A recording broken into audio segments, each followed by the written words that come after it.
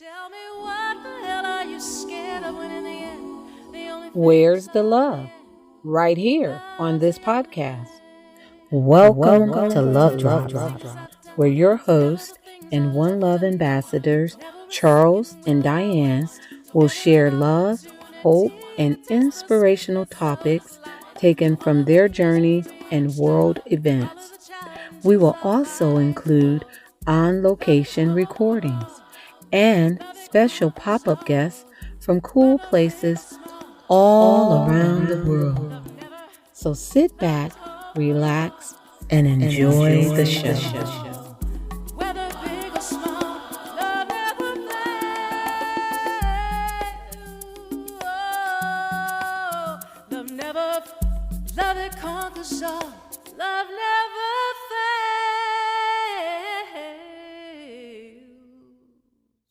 Welcome to the Love Drop Podcast. And for the first time ever in the history of Love Drops, which has been about, 4 years now, we have a two-part series. Oh, yeah.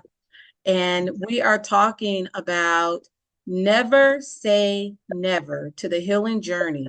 And we have with us our dear friend, our sister, our cousin. What else, Charles? Our dear heart. Our dear heart. Yes, Our that is dear that's heart. that's true. Our dear heart, Latrice Love. And so just to catch you up very quickly, if you have not listened to part one, which I strongly suggest you do so because whoa, powerful, powerful conversation and share with our guest Latrice Love. She shared a lot of really powerful healing points. Yeah.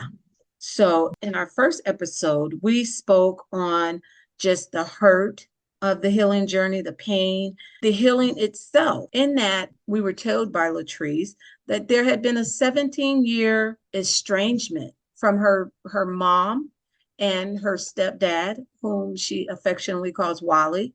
A lot of that had to do with generational trauma being passed back and forth, self-isolation, medical crisis throughout, just weave throughout, and just a lot of emotional trauma and hurt, anger, frustration, all those things that just make you say, you know what, I'm done.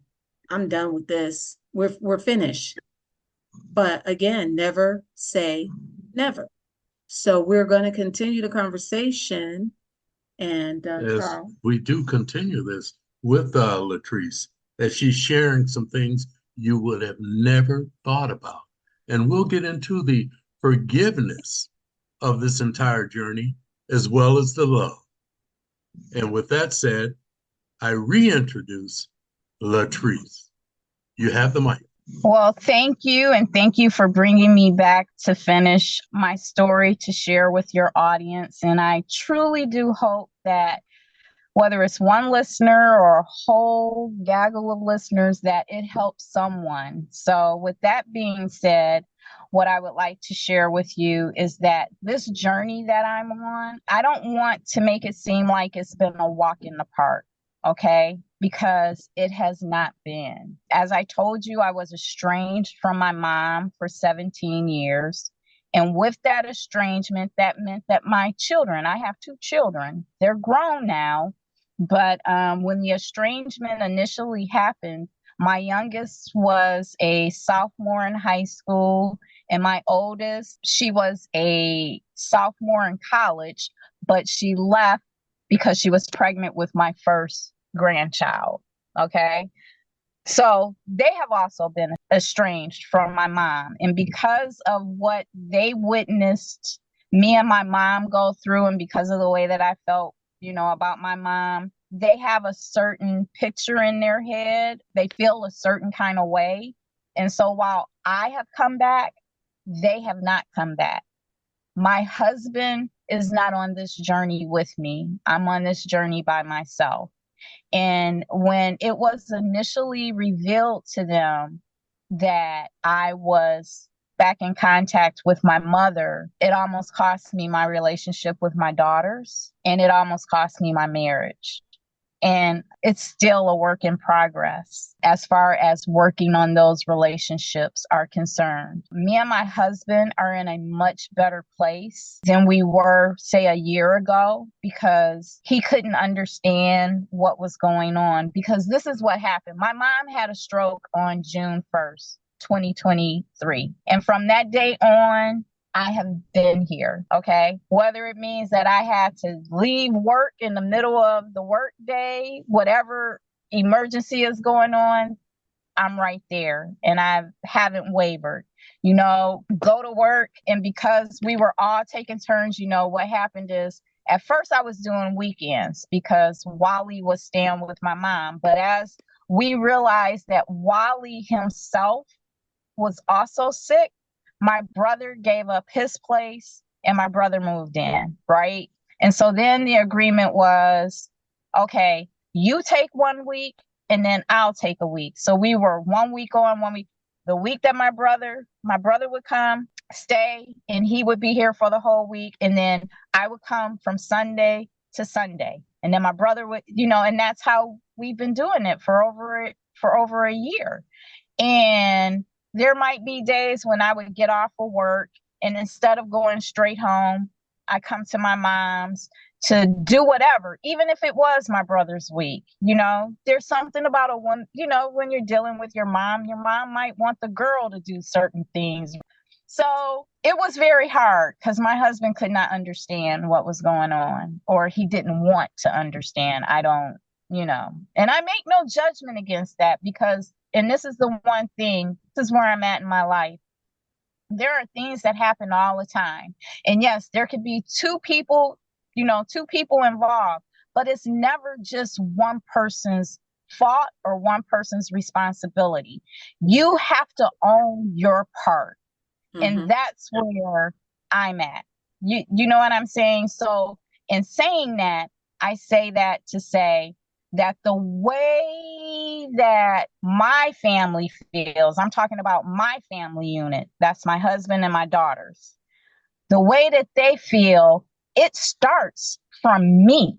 I helped to create that suit, if you understand my metaphor, right?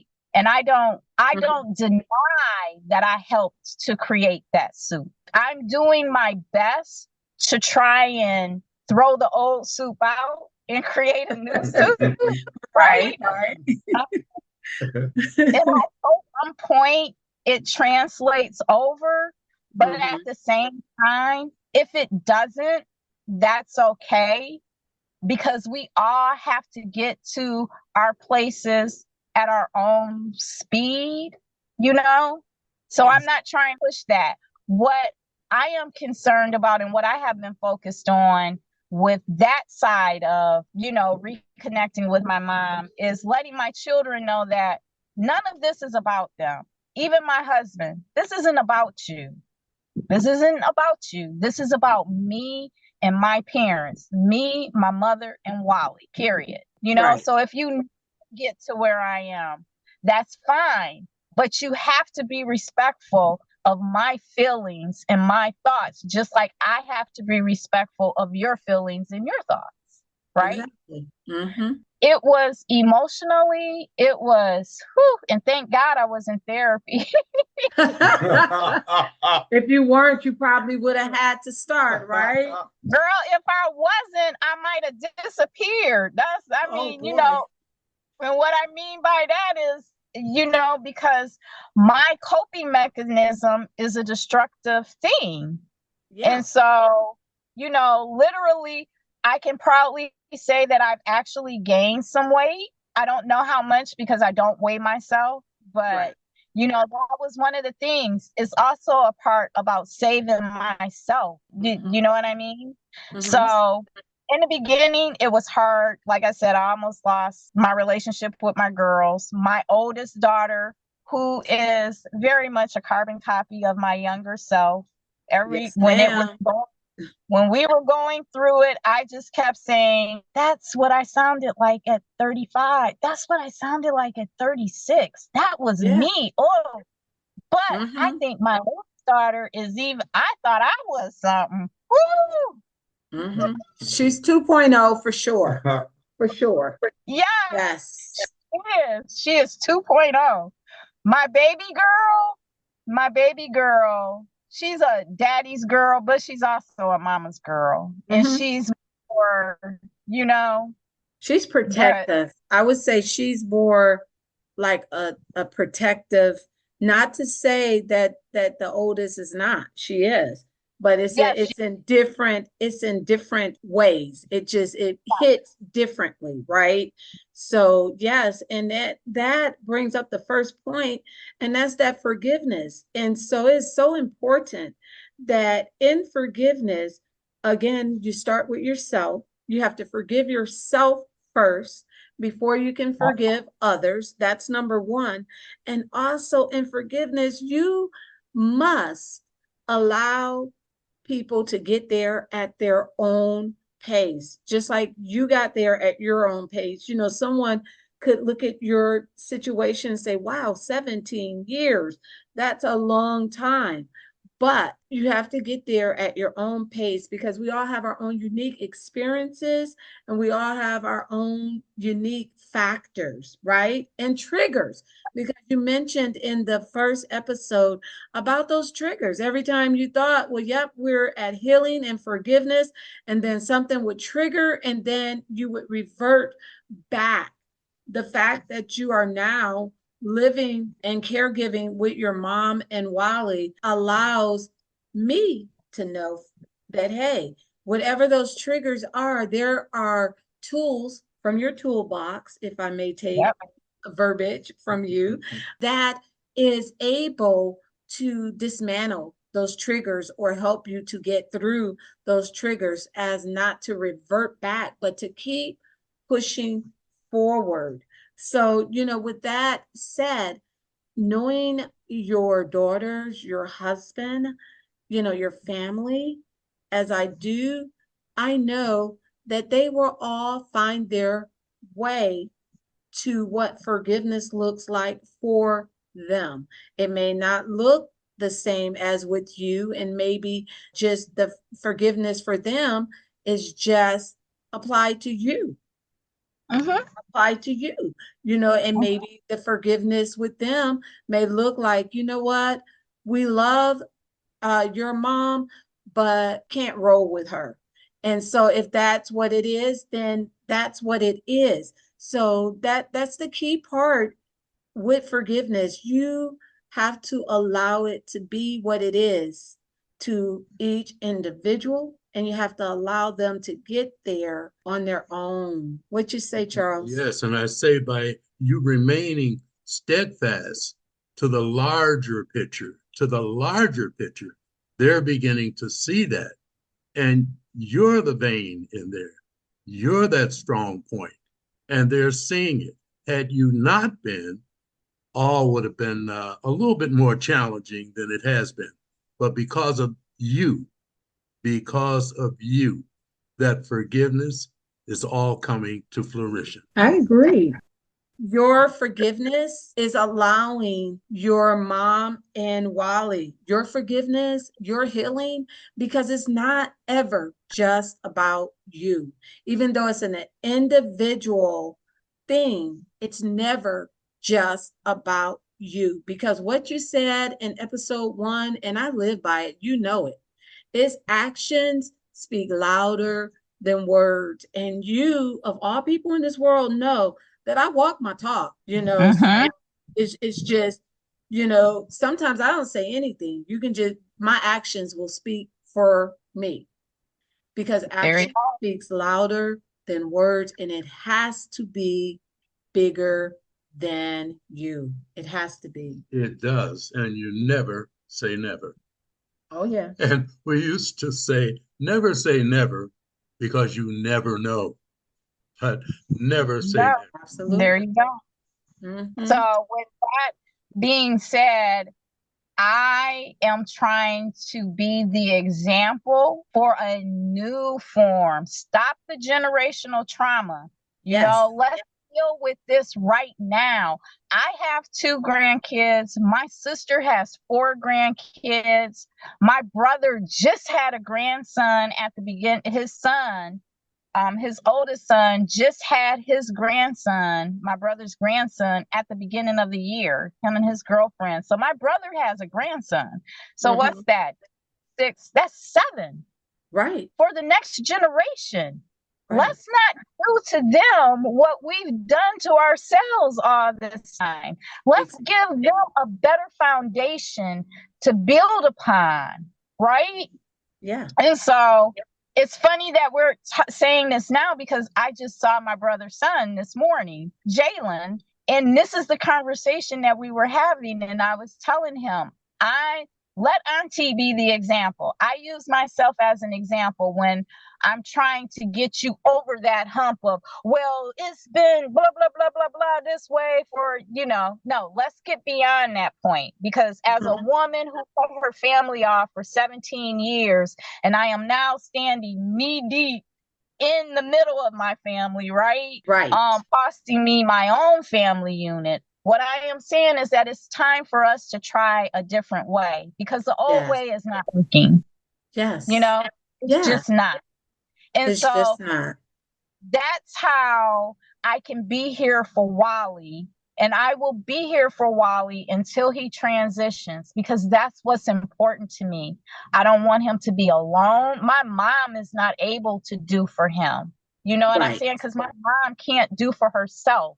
And unfortunately, my brother has had to step away for a moment. So it's me. It's me. And I'm going to finish this. I'm going to fulfill this. And like I told Wally, I'm not going anywhere. Right. Even at the beginning when my mom had our stroke and me and Wally had our first heart-to-heart conversation, I just had to tell him, I'm like, look, we can work together, to make this easy for each other. I'm telling you what I know based upon my past experience, because for some reason, Wally thought he was going to get outside help from somewhere else. And I'm like, no, it's us. And from that point on, we have worked in tandem, hand in hand, no separation. And when I realized that he was sick, and then when it was revealed to the degree that he was, it hurt, because in my mind, I'm like, oh my God, we're finally on the path. Right. Exactly. But I am a firm believer that everything happens the way that it's supposed to. Absolutely. If it wasn't meant to be, it wouldn't happen. We think that these things happen. That's not really true. Sometimes you have to go through certain things in life to get to that other side. You know what I mean? I do. So that's what I feel like. So right now, I am able to be here for my mother. I never wavered. The only thing that I could tell my family unit when everything was revealed and they were very angry, I told them, in the beginning, I said, hey, it amazes me. It did. It amazed me. What was not going to change is that I'm not stepping away. She needs me. He needs me. And so let me just say this one last thing. Yeah. I feel like as I've gone through life, and once again, just like I told my nephew earlier this morning, it's the life experiences that have brought me to this place. What I told my nephew, he told me, he was like, well, Auntie, you're so much stronger than me. And I'm like, no. What I am is older than you. I have more life experience than you. It's my life experience that has brought me to this place where I am today. And I'm thankful that it has me here and not staying and simmering in that toxic soup, right? Right, exactly. If you want to call it a cliche or whatever, it's just simply like this, Diane.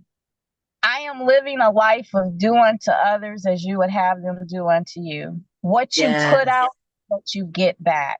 So if you put out vitriol and hate and all that kind of stuff, how can you expect anything? I mean, yeah, you might possibly get some positivity back, but how long will that last? Right? Yeah. It's genuine, and this is what I know. I'm coming from a place of love.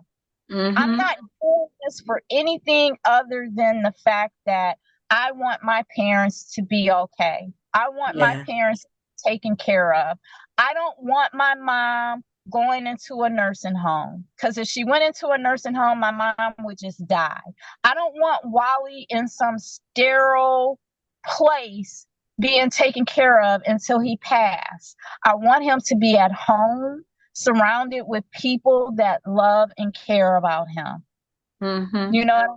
I And do. so I do. now, just to bring you up to speed, I moved in with my parents because I can't take them to my house because of the dynamics of, that and how my husband feels. But what I did tell my husband is that he might have to come to me, you know what I Mm-hmm. mean? Because it was hard for Eugene to accept that I was moving out.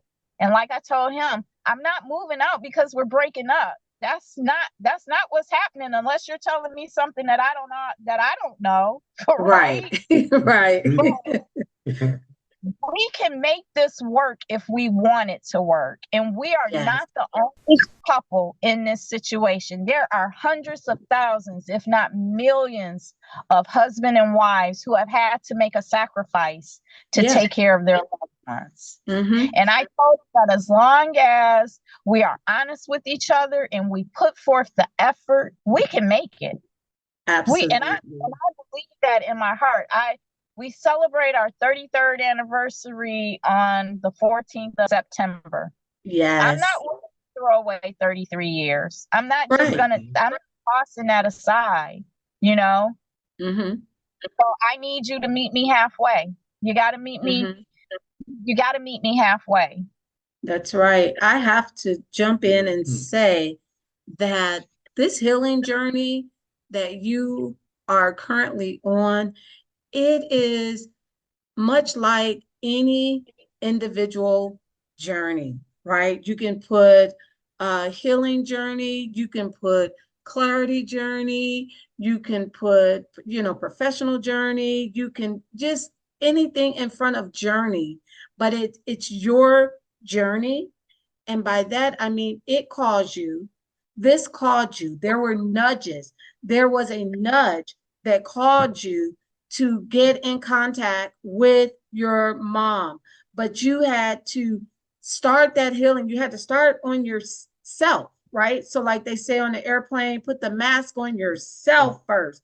Like I say in my book, you cannot pour from an empty cup. You got to fill yourself up first, right? So then once you do that, then you're ready not only to hear the nudge, the call, the pull, whatever it is that's bringing you out, but you're ready to respond. You're ready for it. Like you're clearly ready for it. So even though it was 17 years, it could have been 17 days, 17 minutes, whatever, but you were ready. When that call came, you were ready. You made the phone call. And another big part of that is surrenderance. So you're like, you know what? I'm going all in. If I make this call and I say what I have to say and she hangs up on me, I have done what I was supposed to do. So that feeds into your healing, right? You say, if I start this journey and I go to, help my mom, if that costs me other relationships, then I'm going all in. So I'm taking the risk. Is that what I want? Of course not. I want the love of my daughters. I want the love of my husband. I want my family, right? I want to have the relationships. But if it means that I don't, to follow this healing journey, so be it. So be it. Yep. If that means moving out for a season to complete this journey, to finish well, because that's what I keep hearing from you, that you are going to finish well, to finish well. The thing that I say in this, because like you said, it's love. Love is definitely that string. Love is definitely that key ingredient in this new soup that you're now, stirring. Love is, I mean, you can't put too much in. Love has a way of just transforming the bitterness in the soup. Love has a way of removing the toxicity from the soup. Love has a way of just bringing things together and just making it right. and it may take time, it may burn, you may have to boil over or whatever is necessary, but it has that transforming power to it, right? So Mm-hmm. where we're at right now is this. You have decided to finish well. You are now caregiving for your parents. There's something bigger that's coming out of this. And what that is, we'll just have to wait and see. But it's something bigger because it's not by coincidence, accident that you're taking care of all these parents. It's not only that you're feeding into your karma bank, right? Because you're going to be taken care of, whether it's your own daughters or somebody else's daughters or whoever, right? Mm-hmm. But in the meantime, your self-care, right? So we've talked about the forgiveness, we've talked about the healing journey, we talked about how you're taking care of Wally, how you're taking care of your mom, but how are you taking care of Latrice? It is very important. We can't stop the conversation without including that part. So where does that fit in? I think the biggest part of this conversation, I mean, the whole conversation is important, but this particular part is something that I want every person that is listening to this podcast, if you are taking care, whether it's a loved one, a friend, and a friend is a loved one too, but if you're taking care of someone, I need you to understand that the first person that has to be taken care of is yourself. Because just like on an airplane, when that airline attendant stands up there and gives you the safety protocol for if the plane gets in trouble, if you remember, the first thing that they tell you is when the drop down mask comes on, what are you supposed to do with it first, Diane? Put it on yourself. There You you put it on go. yourself. Make sure that you're okay, and then you turn to the next person. And it's the same thing in this situation. Like I said, my father-in-law's wife, who was his caregiver, she died because she was not taking care of herself and she had her own issues, right? Mm-hmm. In the situation with my mom, Wally was my mom's caregiver for a long time, right? Mm-hmm. Even though Wally has this condition, pulmonary fibrosis, and through no fault of his own, as far as I'm concerned, because he wasn't a smoker, he didn't work in a factory, none of that kind of stuff. I think it's environmental, but that's a whole nother conversation. But at the same time, I believe that there are certain things that probably occurred that he pushed to the side, not thinking that it was anything significant. Yep. And no, there's no cure for pulmonary fibrosis, but maybe if we had caught it sooner, I mean, you just never Right. know. Yeah, you never But know. he was a caregiver, and now he finds himself, and not being funny, the thought was that my mother would go before him. And, this is where we're at. Wally is in hospice. So, what I can't begin to emphasize about taking care of self. And one of the things that I do for myself is I have a therapy appointment every week. I don't go bi-weekly. I go every week. And thank God I have the insurance and the ability to be able to afford it. And even if I didn't, there's so many different things out here, so many different avenues that you can access now. Yes. For your mental health that wasn't around before. So the first thing is that I protect my mental health, and that's by me going to therapy. That's the first thing. The second thing, and I'm just going to tell you, my parents, they're always concerned. What are you doing for yourself? Okay, stop. Just stop. You don't need to do anything else. You just go do something for Latrice. Like next week, next Saturday, I have me a spa day planned. Mm-hmm. My niece agreed to come over and sit with my parents while I go to the spa so I can get a massage and a facial. Yes. Yes. So it's just doing the little things like that. I'll make a date with my husband, Mm-hmm. Okay, let's dinner, or I'll come home and I'll cook dinner and we can sit up and watch TV and cuddle. It's Yes. just the little things. It's not anything big or anything significant. It's just making sure that I give myself self-love, Yes. that I give Yes. myself self-care. And just like with my parents, now let me tell you, everything is not all cookies and cream. My dad he has his moments where his anxiety level is up to here. He gets a little agitated or whatever. But it's not the fact that he gets agitated. It's in how you interact with him and how you deal with that. The same thing with my mother. So it's not a thing of, well, why you, like I just had a situation where me and my mom, I'm telling her she got all excited about something that really didn't have anything to do with her. And I'm like, Mom, why are you concerned about that? It doesn't have anything to do with you. And my mom is the type, she shut down. I don't want to talk about it no more. So she gonna go in her room and she gonna tell me I'll put myself in the bed. You know what I said to her? Doorway, and I said, well, I sure would like to see you do it. Well, I'm gonna beat your butt. I said, you know what? If you can catch me, you can beat my butt. But you got to be able to. Right, exactly. Humor. Yes. And even with my dad, I don't take nothing personal. Yeah. Because, hey, whatever it is that you feel and get it out, I'll even go up there and sit on the couch in his room and we'll have lunch. I'm like, whatever you need to let it out, you want to scream, whatever, give it to me. Right. Right. It's but not. You can't hold it though. When they give it to you, you can't hold it. You gotta let it go. When they give it to you, you gotta let that go. You cannot hold it. But my whole point in sharing that, because there are people handle everything different. And some people take it personally. Like my mom, when Wally gets in my mom, she might be going back. And I'm like, Mom, it's not personal. It's not.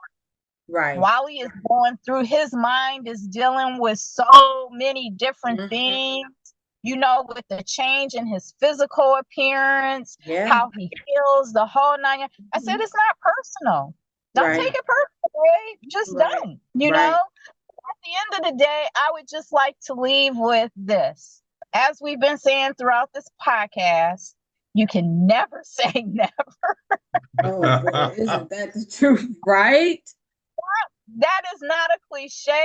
That is a fact of life. You can never say never. Whether, like you said, it's 5 minutes, 15 days, 15 years, it doesn't matter. You can never say never. The other thing that I would like to say is that the forgiveness part is not about the other person. It really isn't. It's really about you, because when you forgive, even starting with yourself, that allows you to release all of that that's been built up in you. And even if you and the person on the other side of that forgiveness never engage with each other ever again, at least you won't be carrying that feeling that can sit there and harden and literally turn into something else. Yeah. It's done and over with. And so then you're not punishing yourself anymore. Because whether we realize it or not, when we're angry with someone, but we don't get it out, that's a form of self-punishment. Yes. That, to me, it's like a form of self-punishment. So forgive yourself. And by forgiving yourself, that allows you to release and forgive the other person. And it doesn't necessarily mean that y'all will come together and be in each other's lives, but it will give you the opportunity to have closure and not carry that toxicity with you. The last thing that I would say is, no matter what you do, it should come from a place of love, and it should be done for the right reasons. Yes. Because if you do things and it's not for the right reason, you can always benefit in some form, but to me, it'll be short term. Right? It'll be a short-term benefit rather than a lifelong benefit. And that's what the difference is. So be genuine, be who you are, and just realize that it's not for everybody. Not everybody can do it, and that's okay. That is okay, right? When you say it's not for everybody, what are you specifically saying? Because I want you to keep, I know. Well, what I mean by that is that you can have a whole gaggle of brothers and sisters and love, extended loved ones, and everybody's intentions might be coming from a good place, but not everybody can handle dealing with someone in need consistently every day, all day. Mm-hmm. Do you understand what I'm saying?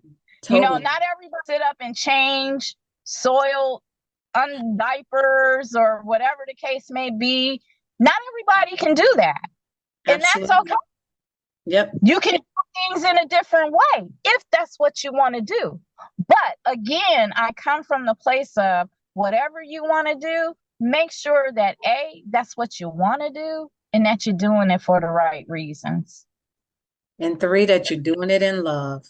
Oh, there you go. That you're doing it in love. That you're doing it in love. This has been the most phenomenal conversation. I mean, so much in this conversation. And I just want to thank you for taking the time. I thank you for sitting out here with us, back-to-back episodes.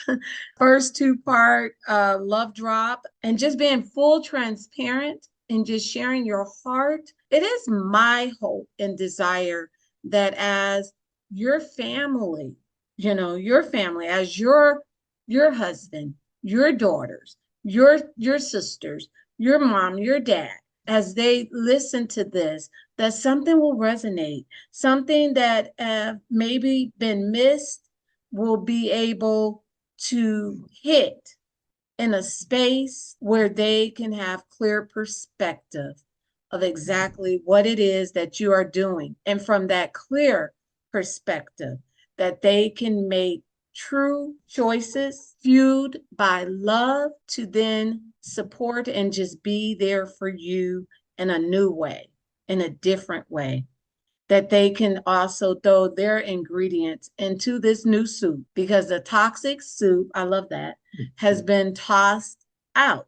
So that is definitely, my desire here. Again, I just want to thank you so much for your transparency, so much for your love, just so much for being you in my life, because you're huge in my life for sure. And for those that are listening, Latrice and I, our mothers are sisters. So we are first cousin sisters. And yeah, we were raised that way, because before she had a little sister and I had a little sister, that's what we were. We were cousin sisters, and it has just stuck. So I love you dearly. And you already know that I am here for you 100%, and there's just things that can be done. And so before I turn over to Charles, I just want anyone that's listening, if you have family members that are stepping into that role of caregiving, right? And you say, that's not for me.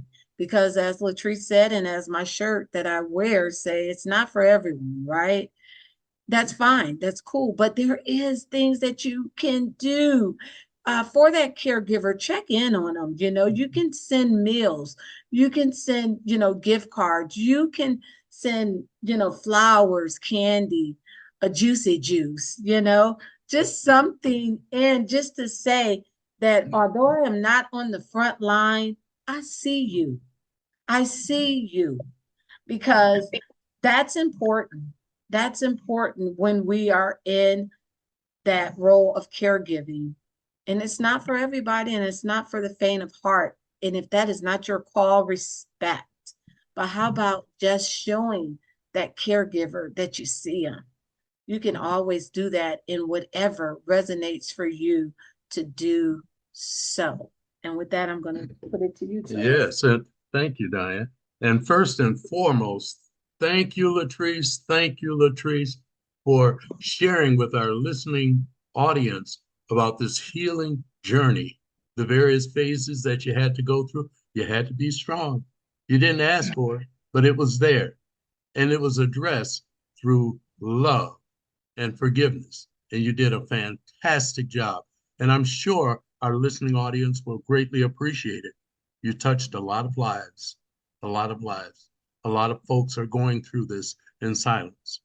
But as you mentioned earlier, you can open that door and start with yourself and go through forgiveness to love. We greatly appreciate that. Yes. And lastly, as Charles was speaking, I just want to say this. Ask for help. If you need help, ask for help. You can't make someone help you, but you can alert people that, hey, I need help. Ask for help and don't stop. If you don't get it in that first line, go to the second line, go to the third line. Ask for help and keep asking for help until you get help, because you can't do it alone. It takes a village. It takes a village. And, with that said, I just again want to thank you for being here. For our listeners, thank you for hanging on for part 1 and part 2. Part 1 and 2. And be sure to just share this with anybody that you know that could benefit from hearing Latrice Love share her journey for Never Say Never into the healing journey. We all are healing from something, and we all just need to know that we don't have to do it alone. We don't. And with that, we're going to close out and we're going to say one love. Never a second will I waste, never an opportunity to taste the sweetness of this life. Thank you for tuning in to the Love Drops podcast. Be sure to follow this podcast and share the love with everyone you know. Until next time, this is Charles and Diane signing off. One love. Love it conquers all, whether big or small. Love